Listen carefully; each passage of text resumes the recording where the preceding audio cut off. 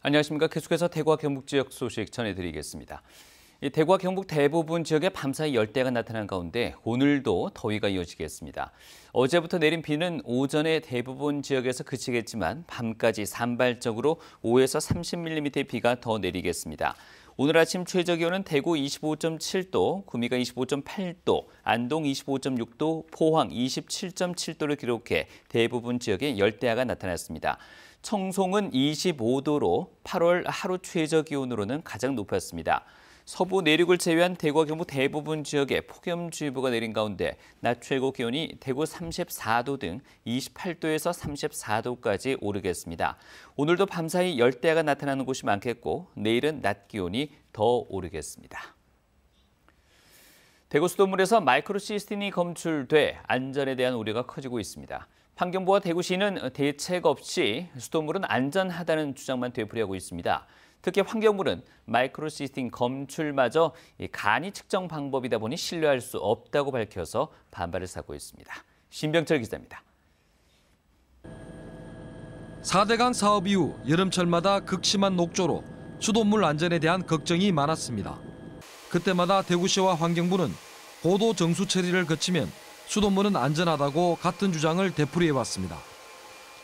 최근 대구 매곡 문산 고산정수장에서 수돗물로 쓰이는 정수에서 미국 환경보호국의 아동기준치인 0.3에 조금 못 미치는 마이크로시스틴이 검출됐지만 여전히 환경당국은 수돗물은 문제없다는 입장입니다. 오히려 환경부는 대구문화방송과 대구환경운동연합이 의뢰한 부경대 연구팀의 분석 결과를 간이 방법이라면서 신뢰할 수 없다고 밝혔습니다. 하지만 납득할 만한 근거는 내놓지 않고 있습니다.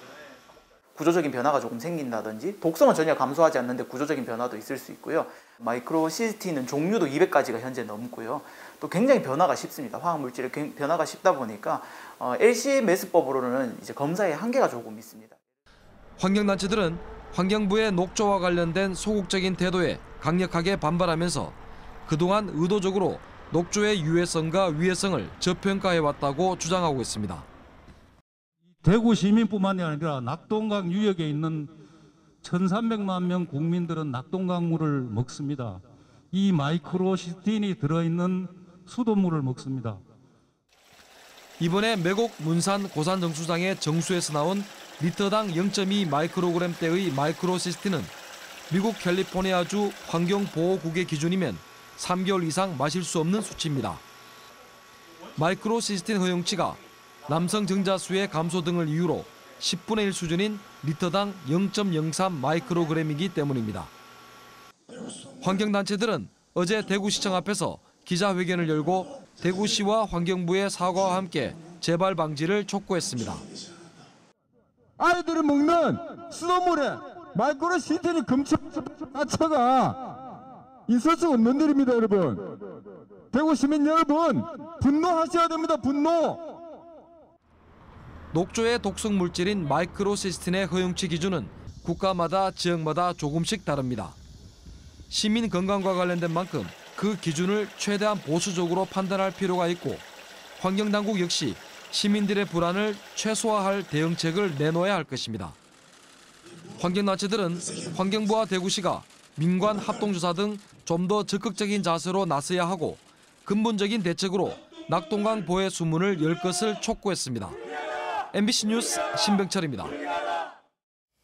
대구지법 형사 4단도 권민호 부장판사는 이혼 소송 중인 아내를 다치게 하고 차에 매단 채 운전한 혐의로 기소된 38살 A씨에게 벌금 700만 원을 선고했습니다.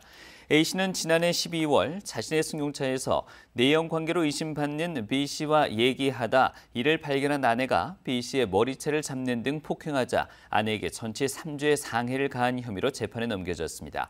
A씨는 멱살을 잡는 아내를 바닥에 내동댕이 치고 아내가 자신의 승용차 보닛 위에 올라타 출발을 저지하자 아내를 보닛 위에 매단 채 약 5m 구간에서 빠르게 전진과 후진을 반복했습니다.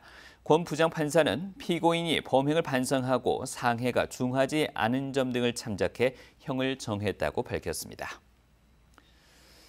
정부가 발표한 올해 건설업체 시공능력평가 상위 100개사에 대구 지역 건설사 5곳이 포함됐습니다.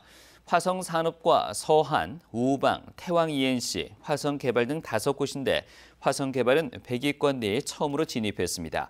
지역에서 순위가 가장 높은 기업은 42위를 차지한 화성산업으로 평가액은 1조 167억 원입니다. 평가액 9,352억 원을 기록한 서한은 47위, 평가액 6,021억 원인 우방은 58위, 평가액 4,137억 원인 태왕 ENC는 72위, 화성개발은 100위를 차지했습니다.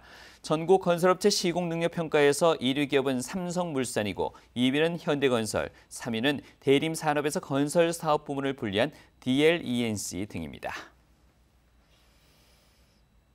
이상으로 MBC 뉴스를 마치겠습니다. 고맙습니다.